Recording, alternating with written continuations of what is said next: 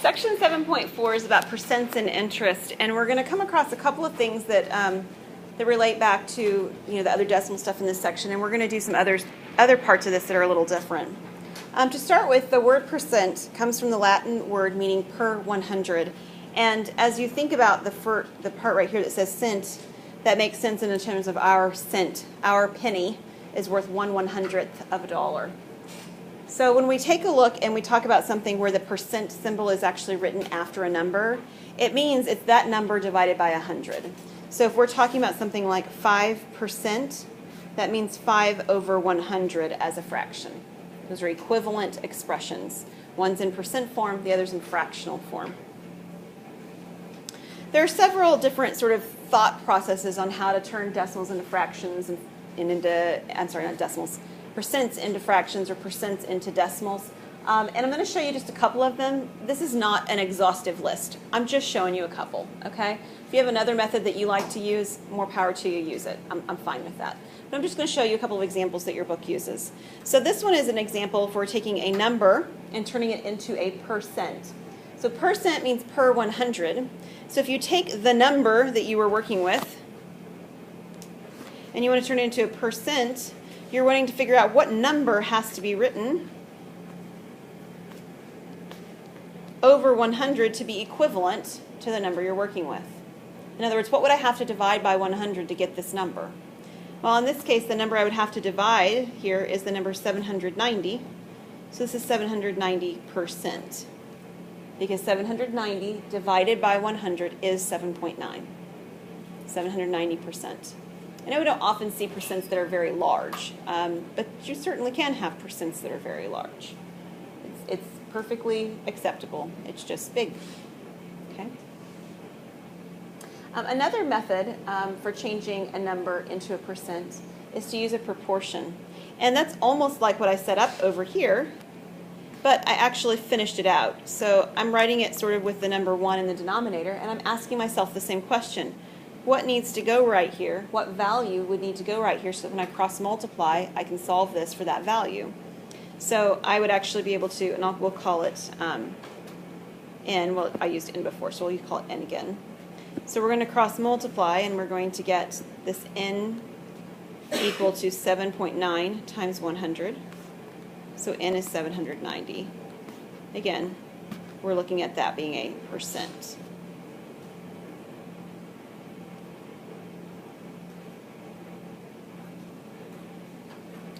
This method, the second method right here, actually works even better when you're working with fractions into percents. I'm not a super big fan of it in working with the number 7.9 here. I mean, it's not bad, but it just seems a little bit silly. But if you were working with a fraction and turning it into a percent, it works really nice. So I'll show you an example of one of those, I think, in a minute here. Yeah, I do. Another thought when you're taking a number into a percent, some of you probably have is, well, I just multiply by 100, right? And some of you are probably thinking, well, I don't even think about it like that. I just move the decimal 2 to the right. Okay, so there's lots of different sort of processes of how we can think about this.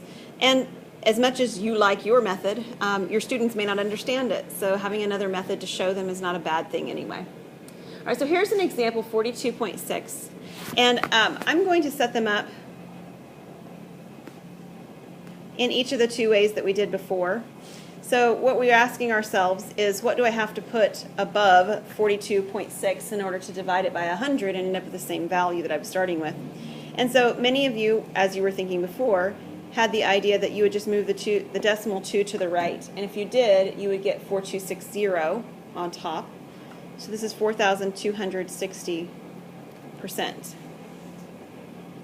Again, it's a big percent. We don't often work with our percents to be that big, but we certainly could. When would it be that big in real life? Well, if you're talking about the growth of something, and you're talking about the growth in a small enough quantity, like for instance, if you were talking about how quickly the growth of a child was happening in terms of hours or something like that, yeah, it's going to be really fast, because especially when they're a baby, newborn is what I'm thinking of. Or if you're talking about the growth of something in science, like the growth of a bacteria, and you were talking about it in terms of seconds, you could definitely take percentages with a very large value. But if you extend that to being seconds, and you're talking about the growth of the bacteria in years, it's going to be tiny. You know, and so it depends on the dimensions that you're using or comparing to be. I mean, so you can definitely get the big percentages. It's just that when we are working with talking about something like growth, when we're working with something like growth, we tend to look at a unit that gives us a smaller percentage automatically, just as a tendency of ourselves, because again, that large percentage looks odd to us. All right, here's an example of one that starts out as a fraction. So we're turning a fraction into a percent. So I want to show you that some of you might look at this and say, the first thing I need to do is I need to turn it to decimal, and then I can move the decimal places over. And you can do that. So some of you may be sort of inclined to go that route, and there's nothing wrong with it. But it also works really nice as a proportion, because you can set this up as a fraction like this very nicely. So that when you cross multiply, you get 3n equals 800. Okay, let me divide right, hang on. And dividing by 3, you get 800 divided by 3, which will give you 266.6 repeating as the percentage. Or you might even express it or see it expressed in your book, just so that you're aware, like this. Oh, sorry, that's not a 6. It should be a 6. 266 2/3. When showing our work, would you like us to move on? Not for this, you don't need to. We're not working with the division part of it at this point. When you're working with the actual questions where they say, turn this into something, like in the very beginning when we were saying turn a fraction into a decimal, that kind of thing, Okay. it'll be pretty obvious that you need to show that work because your calculator could do that part of it with itself. All right. Now we're going to go the other direction. We're going to take a percent and we're going to turn it back into a decimal. And again, or into a fraction, depending on the problem. And again, what you're doing is, one of the ways to think about it is moving that decimal 2 to the left, right? And the reason is because you're actually dividing by 100. When you divide by 10, you move it 1 to the left. So when you divide by 100, you move it 2 to the left because it's 10 squared. So what you're really doing is you're writing the number, whatever it is, over 100. So if you have, for instance, like this 4.5, you're going to have 4 1/2. I'm going to write it as a decimal over 100.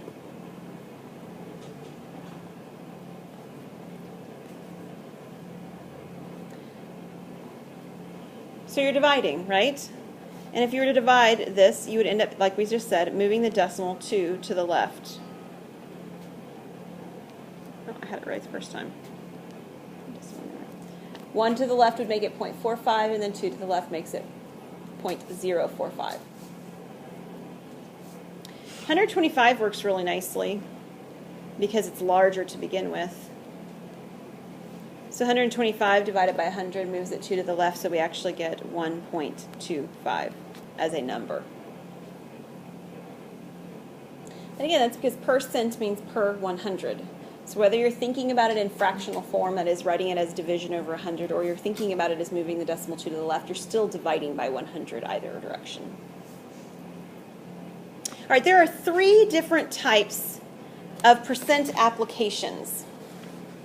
One type is finding a percent of a number.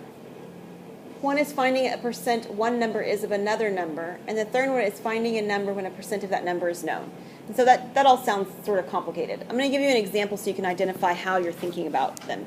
So these don't have context. They're just going to have the right form. Okay? So we're going to do some problems with context in here in a minute. So this would be something like, what is 15% of 32? Okay, no context. You're just finding a percent of a number. Can you think in everyday life of when you do this? You do this. When there's a sale. When there's a sale. Yeah. All of you we're all ladies in this room. You've all seen the signs in the stores. No matter what store you go in, they've got signs that look like this, right? There's one store that does it all the time more than anybody else that I've ever seen in my life. I don't go to American Eagle much. They might do it too. I was thinking Kohl's. Yeah. Old Navy does it a lot as well, especially on their clearance racks and things like that. Yeah, Old Navy does it a lot. And apparently American Eagle. So now we have 3 stores that we know that do this all the time. So finding a percent of a number happens a lot when you're looking at prices on clothing or something like that. The other one, number 2, looks something like this. What percent, whoops. and I'm going to abbreviate just so I don't have to write as much. What percent of 47 is 12? What percent of one number is some other number? So for instance, if I were talking about this class today and I left and I wanted to say what percentage of the class showed up to class, well, we have 20 people in our class and I have this number of people gone or this number of people here, and I could make a comparison and say, oh, look, only 82% of the class showed up, or something like that. And that's the kind of thing that schools actually do when they decide whether or not they're allowed to count the school day. I don't know if you guys are aware of that, but there's mandates on how many days you have to be in school. And if too many of your students are gone out of the whole school, you don't get to count that as a day of teaching, even if your whole class showed up. Did you know that? Yeah. It was always this big deal about, like senior skip days and stuff like that. Of if too many seniors skipped, then you would actually have to go to school one day longer because there wasn't enough days that you were in school, kind of thing, as a school, as the whole school. All right, number 3 would be an example something like this. 13 is 45% of what number?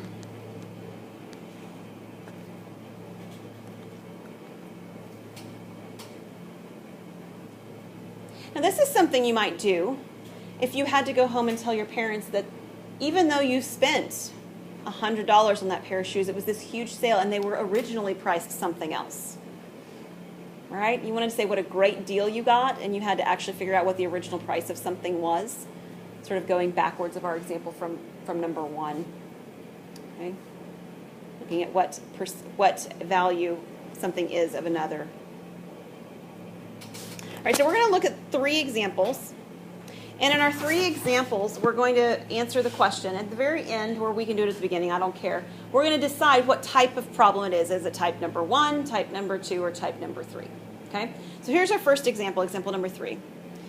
What is the sale price of a softball if the regular price is $6.80 and there is a 25% discount? Yes, sorry. It's not type 3. Hang on, let's go back and look at them. Type 1. It's type number 1. Now, you do know it has to be 1 or 3 because why? You know the percent. That's exactly right. Number 2 is the case where you don't know the percentage. You're finding it. So it has to be number 1 or number 3. So why is it number 1? Can you say louder for me, Kirian? It's the percent of a number. We want the percent, 25% of the known quantity 680. So in general, the way you decide between number 1 and number 3 is, do I know the new price or the new value, or do I know the original one? So in case number 1, you know the original price, and that's what we know on this problem. We know the original price is 680. Now, there are lots of ways to do this problem.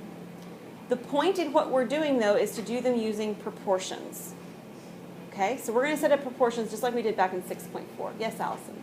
So if you ask a question like this, like on test or homework, Yes. will we need to put the types, or is that? No, I'm just trying to show you where they come into play. Yeah, I'm not going to ask you that. No, I'm not going to ask you that at all. So when we're setting these up, and proportions is not how I would naturally set this up. I'll just tell you that point blank. The nice thing about proportions, however, is it gives you a framework, and it gives a child a framework that says, hey, look, I can always do this problem because it always has this form.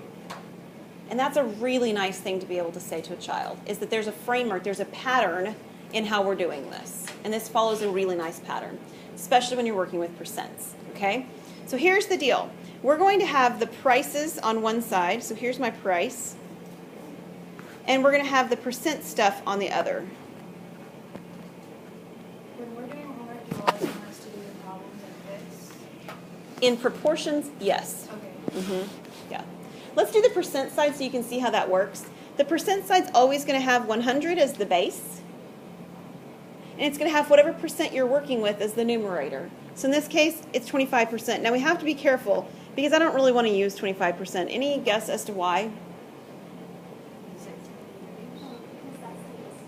That's the discount.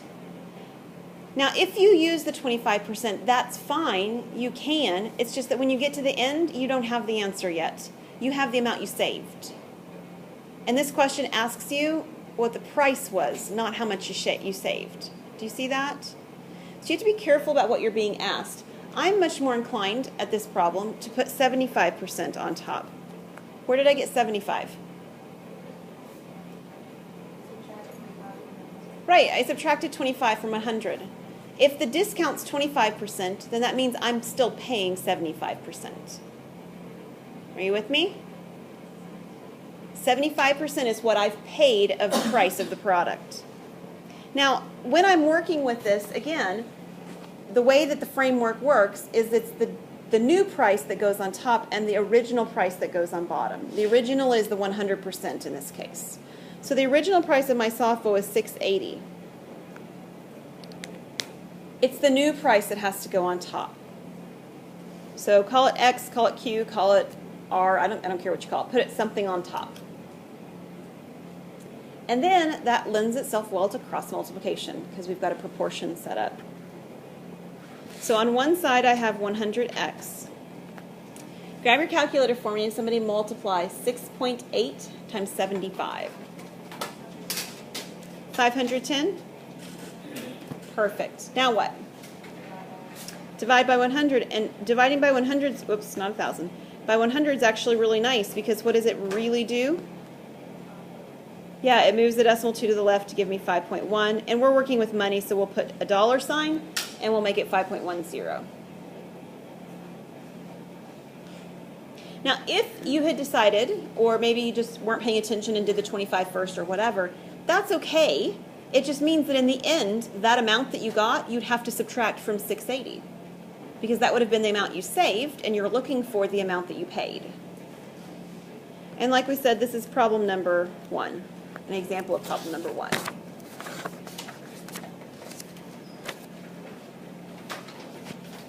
All right, let's take another one. Mort bought his house in 2008 for $159,000. It was recently appraised for $195,000. What is the approximate percent of increase in the value of his house? And then when it says to the nearest percent. So if there's a decimal, we can round. Okay. Which type of problem is this?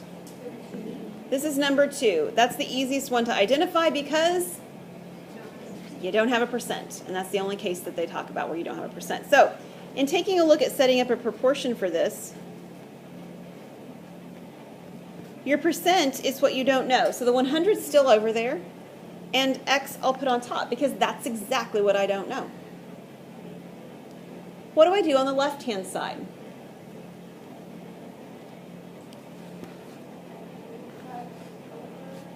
Yeah, the new price goes on top. Now, we have to be a little bit careful in what we're asking again. The original will go on bottom. Let me write that one in first. Just like with the last problem, we need to be mindful of the question. This question said, what is the approximate percent of increase in the value of his house? Do you guys see that? Not just the value of the house, but the increase in the value of the house. So, if we're being mindful of it being the increase that we're looking for, how much did the house increase in value? 36,000. Allie, where'd you get 36,000? I took 195 minus. Right. So if you take the 195 and subtract 195,000 and subtract the 159,000, you end up getting 36,000. So that's the change in the price of the house, and it was an increase. All right, so let's do the problem with this setup, and let me explain that if you didn't realize that, and you did it a different way, and I'll show you what that looks like, how that would affect your answer, and how you can still salvage what you've done. So that you do proceed in a different direction, you can still solve the problem. So this is 159,000 equals, oh, X. My screen died.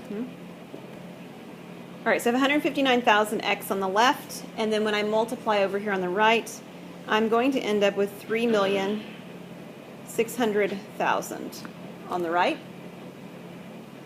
And then what? Yep, divide by the 159,000. And I don't know about you, but I'm thankful when I get a number that's large that I've got a calculator. So what do you get when you take 3.6 million divided by 159,000. So what does it say, Delaney? 22.6. And the directions told us we're going to use the nearest percent. So how will we write that instead of 22.6? Exactly. So this would be 23%.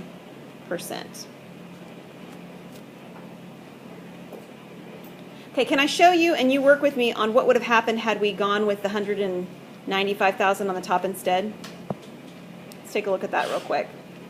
Let's say we did the problem and we said 195,000 on top and we had the 159,000 in the denominator. And so I have 159,000 x equals 19,500,000 over here. And I divide by my 159,000. What do you get for x if you do it this way?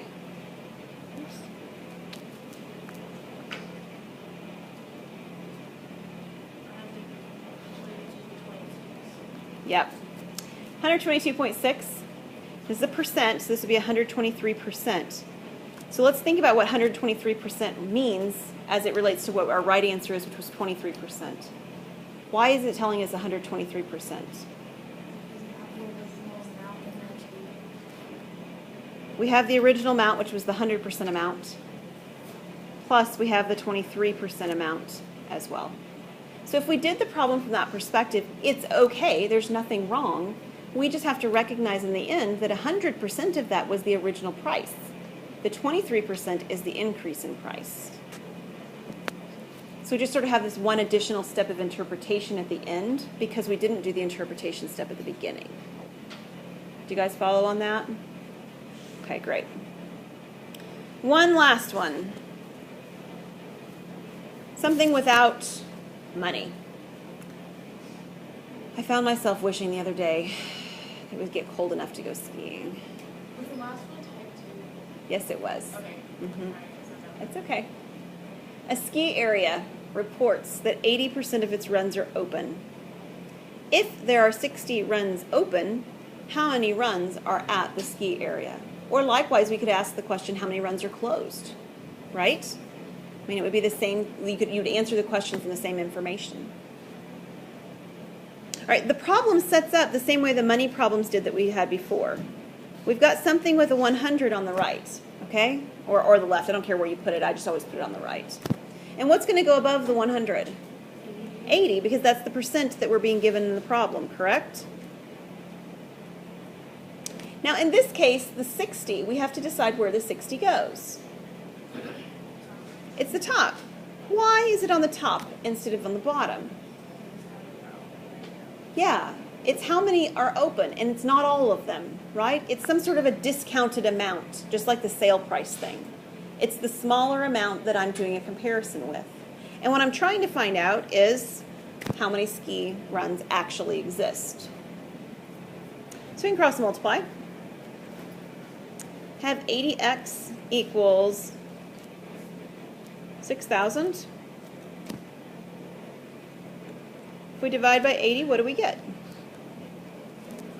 75. And we better end up with a whole number because otherwise it doesn't make a lot of sense. This isn't money we're talking about. It's a number of something that actually exists. So 7.5 or 75.6 or something like that wouldn't make any sense because we can't have 0.6 of a ski run. It's an actual item. So this is 75 runs. And this is an example of type 3 because we know the discounted number of runs, discount is not really quite the right word, but the limited amount of runs that are open compared to the actual number of runs that existed.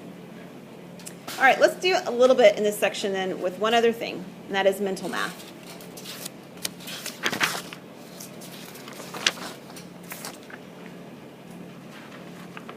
All right. So this is the interest part of the section that we're getting into. The mental math is going to start at the beginning of that.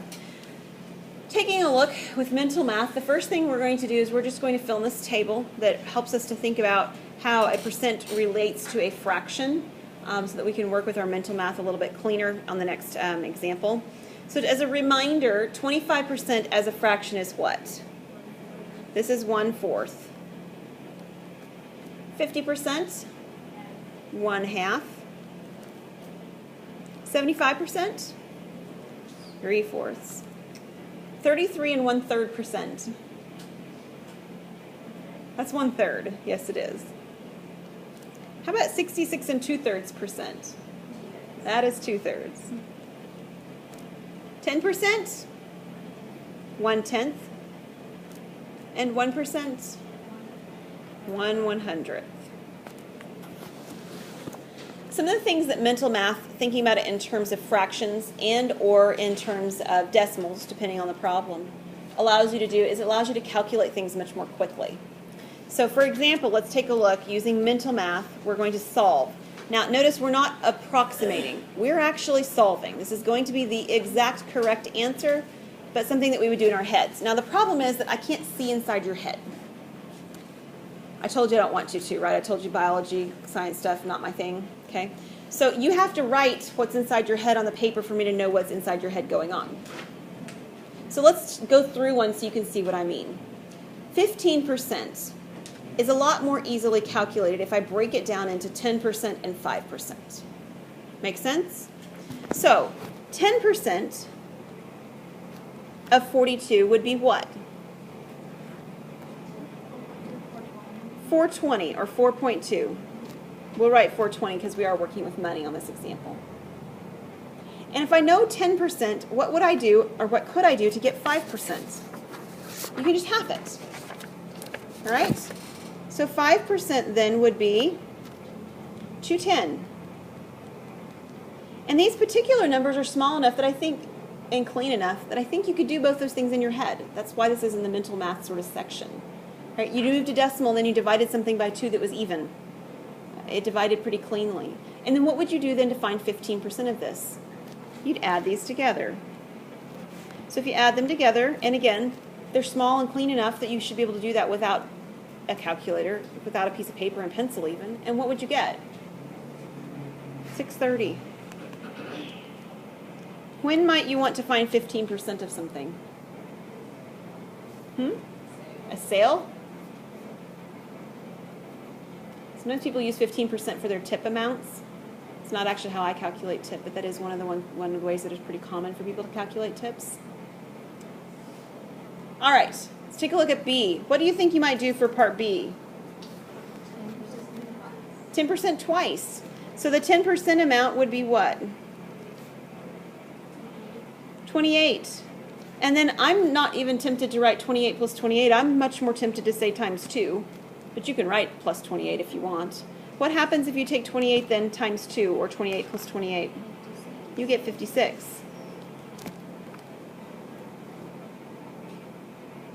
So that's pretty quick. 5%, this kind of harkens back to what we did on problem number 1. What would you do to find 5% if you were only asked for 5%? Yeah, 10% and then half it. So what is the 10% value here? 2.8. And then half it, what do you get? 140.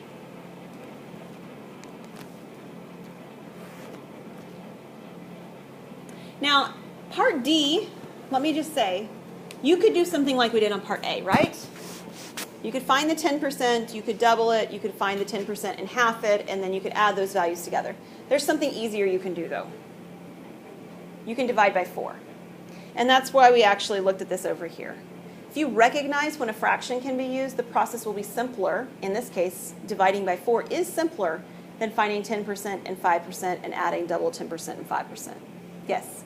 Do you want us to divide by 4 or do you want us to do the other? It's your choice. You can pick either one. Neither one is something that's too much in your brain to do, to deal with it in that way. Now, what isn't going to be appropriate, for example, let's say that we were doing part A, and you wanted to actually multiply by 0.15.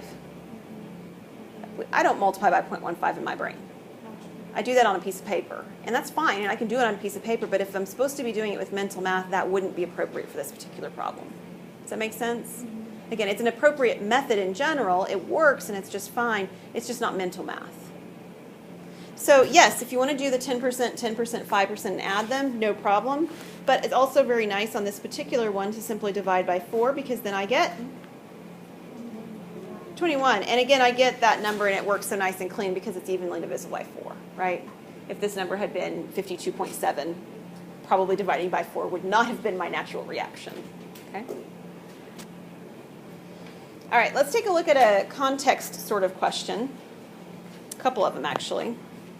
First one, does 0.4 equal 0.4%?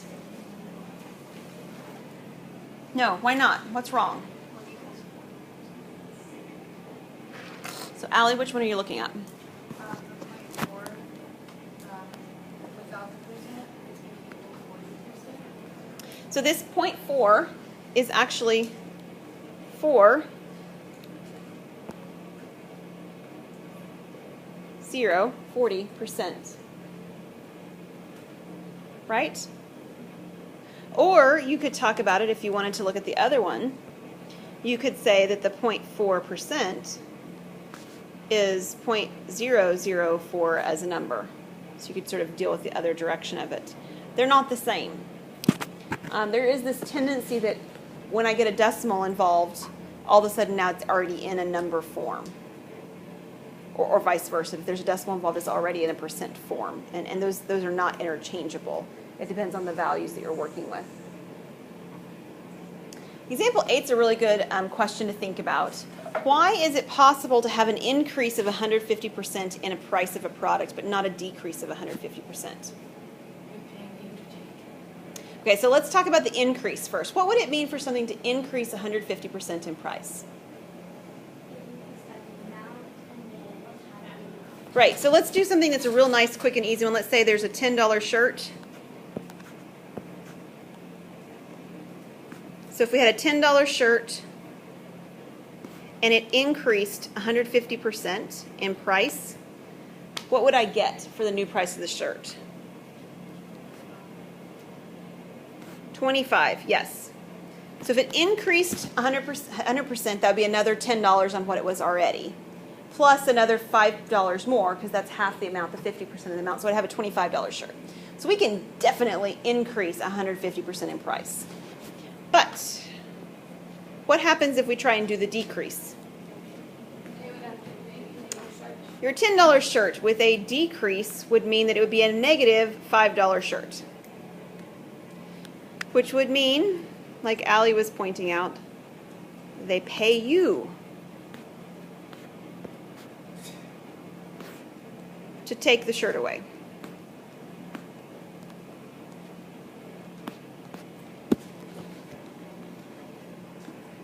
Now there is one caveat to the second one where I said that it can't happen. It can't happen in that way. But you guys have probably seen something like that happen on television once before. Yes? Allison? I was saying could be dead. Like if your profit decreased by 100%. The profit could decrease, but the value of the item can't. You're right. You could talk about a profit decreasing by 100% or 150%. Yep, you could. The one thing, too, that happens, and it's not a percent that's going on, so I want to mention it just in case that you've seen something like this before. Has anybody seen extreme couponing? You know what I'm talking about? I work at a grocery Yeah. store, so people will come in and do that. We have to pay you with money, but we would get in trouble for that. Yeah. Because So I coupon shop, and I have had it ring up negative at the cash register before. That has happened to me. It doesn't happen regularly, but it has happened to me. But it has nothing to do with the percent of the product. It has to do with the coupons being worth more than the product is worth or something like that, or if they double coupons, things like that. So there are cases where weird things happen, but they aren't because the percent of the product is 150% decrease or something like that. So no, they made me take one of my coupons back and wouldn't let me use it, which is not what I wanted to do, actually. Yeah. I wanted to add something to the order, you know, like grab candy at the register, but it was just too. Yes. This might not happen to Mhm. Walmart's how they match prices. Do Yeah. they lose money by doing that? Well, Or like how's that? so when you do something with a price matching thing, it depends on how much they're purchasing their product and who their suppliers are, things like that. So do they have the potential? Yes, but overall they can't be doing it or they wouldn't make money as a company. right? So they may lose money. Homeland probably loses money on me. I'm not going to lie. They probably lose money when I shop there because of the way that I shop there. But in general, whoever goes in there and uses coupons buys enough things that don't have coupons for an elevated price that they're not losing money in general. Does that make sense? So it's one of those ploys to get you in, right? So that you spend more money on something else that wasn't on sale. So on that particular item, they might lose money when they give you some kind of a discount. But in general, on your shopping trip, they're probably not. Because if they did that enough, then they wouldn't be able to survive as a company. All right, last thing in this section is about interest as it relates to these ideas of percentages.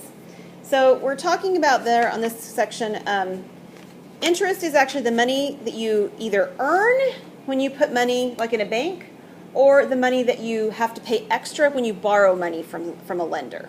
So that's interest. So interest can work in either direction, either in your favor if you're saving money, or in your disfavor if you're borrowing money. The principal is the amount of money that's used to determine the interest. So it's either the amount of money that you put in the bank and don't touch, or it's the amount of money you borrow for that car or that house or whatever when you originally started the agreement. The interest rate is the percent that's used to determine the interest. And then there's a couple of ways of determining interest. One is simple interest, and the other is compound interest. Simple interest is much simpler of a formula, as you might have guessed. So the simple interest formula takes the percent, which is right here, P, and this PRT is actually the interest amount. It's calculated on a one-time basis based on the principal, the interest rate, and the amount of time you're borrowing something for.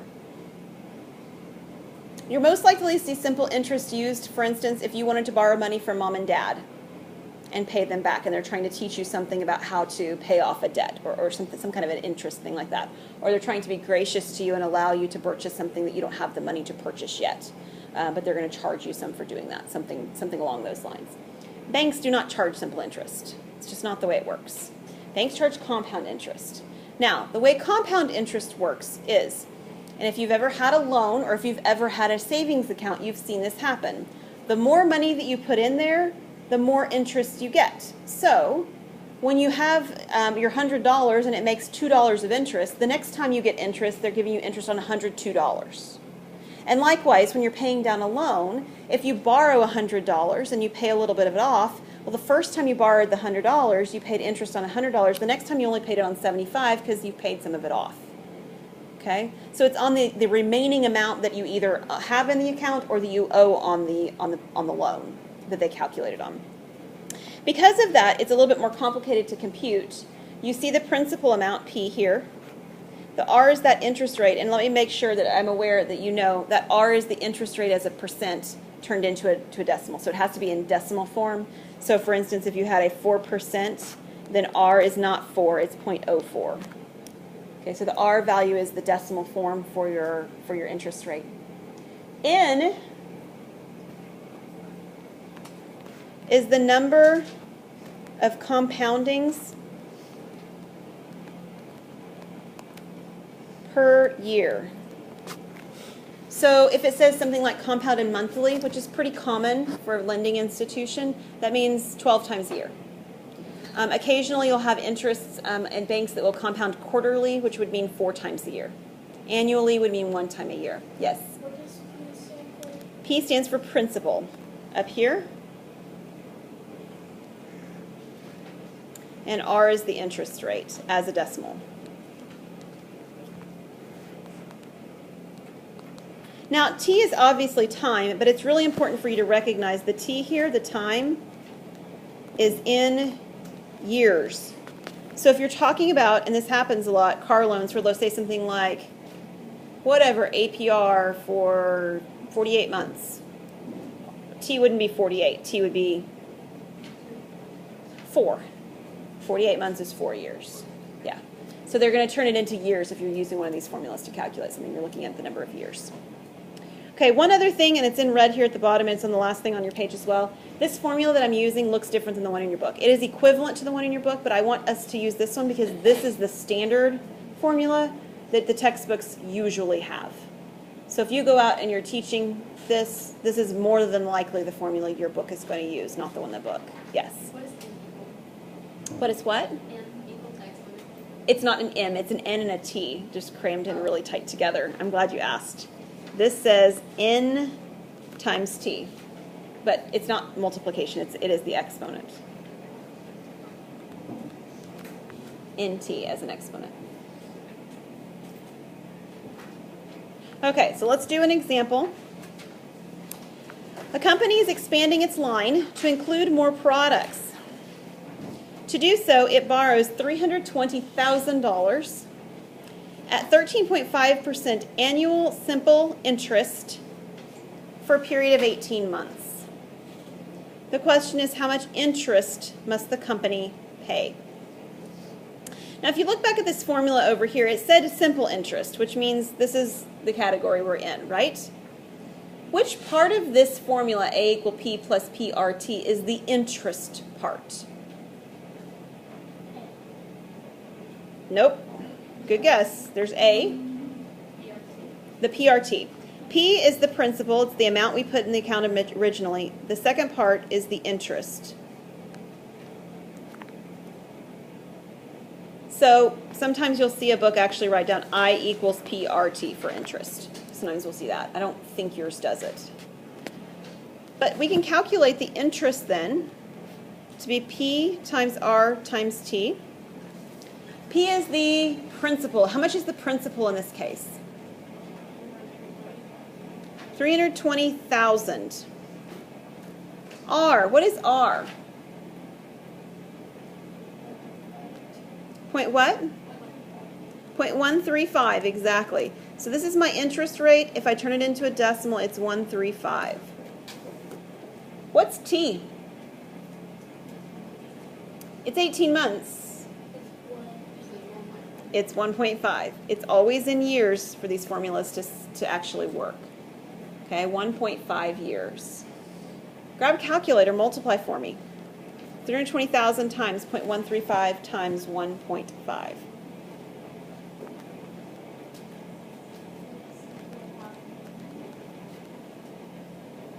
Did I hear you right? 64,800?